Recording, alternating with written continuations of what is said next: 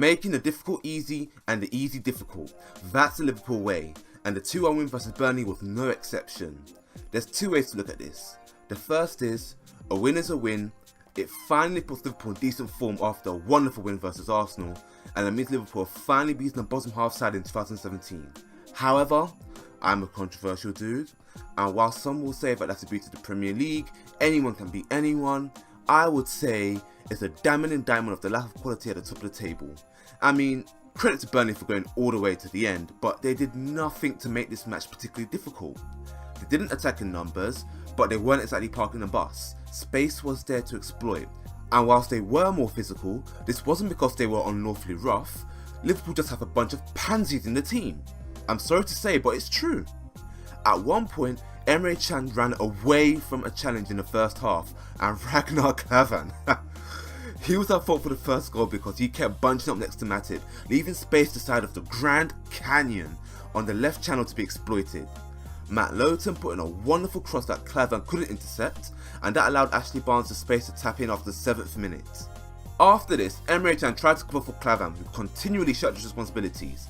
I won't hold any punches, and the stats show it. It was a cowardly display. But with the two sitting on top of each other, this left Liverpool lopsided in attack. With Emre Can sitting too deep and Liverpool genuinely being poor in breaking down sides, come on now, this is not a surprise, I've said this numerous times. This meant that they suffered in the first half.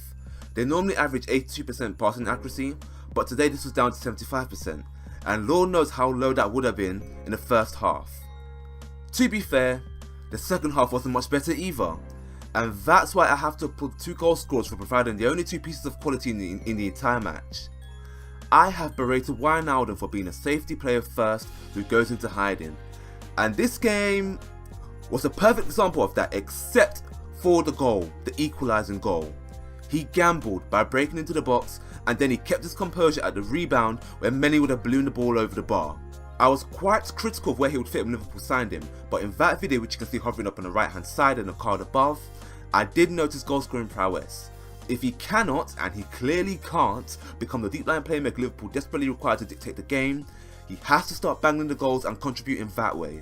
He has a brilliant knack in coming to the box undetected, and that could become the weapon Liverpool use to break down stubborn sides.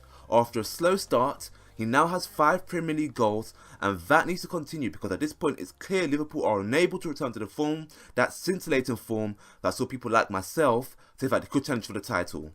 They need to scrap for every ball, and that's why I was delighted with Emre Can's goal. It came out of nowhere. There was no build-up play, no warning, he just pulled the trigger and then BAM! Liverpool take the lead. If you cannot outplay your opponent, you need the element of surprise on your side. I'm happy for him because he has been a scapegoat when others have been equally as bad recently. In the first half, Klavan was by far the worst, but then Milner, Coutinho and Lallana all spring to mind before Emre Can. When you consider that he had to readjust himself tactically to cover for Klavan in addition to the goal he scored, he was deservedly man of the match. I will say though, the fact that he was surprised that he was man of the match says a lot about how poor this match was. It was a very standard performance from him, and the fact that Burnley were the better side, yet only managed 1 shot on target, says a lot too.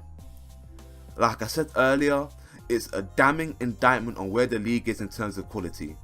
Liverpool are shaky, full of obvious weak points, and are staggering over the line like a drunk. City have the same issues, but have more depth, so they're dealing with it better. That said, they have Europe and the FA Cup to deal with, and with Gabriel Jesus out for the season, they are one critical injury to Aguero away from having their season destroyed. Likewise, Harry Kane is injured. Can Spurs cope now? Because they couldn't earlier in the season. Arsenal are in crisis, but then they're always in crisis, and they just about make the top 4.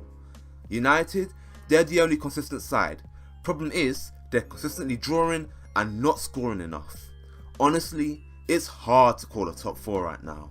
What do you guys think? Let me know in the comment section. All I know is, whoever makes the top 4 has to make use of the transfer market because I'm tired of watching these low class matches. The next video will be on Serie A, with a particular focus on Juve's match with AC Milan and Napoli vs Real. That should come out this evening, And this isn't like those times where I say I'll do a video and then nothing comes out. The process is already underway. I just don't have the time to do this and that right now. Don't forget to like, share and subscribe for more videos. Take care. It's Big Boy Scoop keeping YouTubers in the loop, and I just want to say that you're awesome. Why? Because you're watching a channel dedicated to football analysis. How will you stay awesome? Well, you gotta do two things. Subscribe and immediately click the bell afterwards so that you get a notification whenever I upload a video. Capiche?